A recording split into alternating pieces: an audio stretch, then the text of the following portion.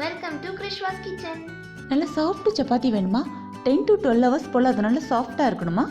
செய்யும்போது உங்களுக்கு நல்லா ஃப்ளஃபியாக வரணுமா? அப்போ இந்த டிப்ஸை ஃபாலோ பண்ணி பாருங்கள், கண்டிப்பாக வரும். சப்பாத்தி மாவு பிசையும் போது எல்லார் வீட்லையும் இந்த மாதிரி இடிகள் ஒன்று இருக்கும். இதால் நல்லா பிசைஞ்ச ஒரு 5 நிமிஷம் கழித்து நல்லா இடித்து விட்டுருங்க. அதாவது இடிக்கிறதுனா அப்பளத்துக்கு இடிப்போம் பார்த்திங்களா, அந்த மாதிரி நல்லா ஒரு மசாஜ் மாதிரி இடித்து விட்டுருங்க.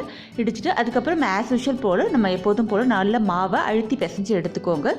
எப்போதுமே சப்பாத்திக்கு மாவு பிசைஞ்சோன்னா ஒரு 20 minutes ஆகுது அதுக்கு ஒரு ரெஸ்டிங் டைம் கொடுக்கணும். அப்போ தான் அதில் இருக்கக்கூடிய அந்த க்ளூட்டன் வந்து ஃபுல்லாக வெளியே வரும்.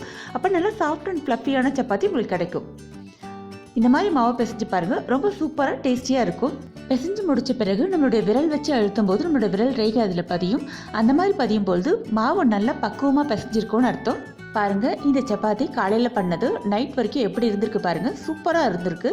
நல்லா சாஃப்டாக வந்துச்சு, எனக்கு டேஸ்டியாகவும் இருந்தது.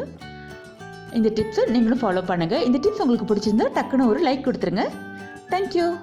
Thanks for watching the recipe. Like, share and subscribe the KrishVas kitchen.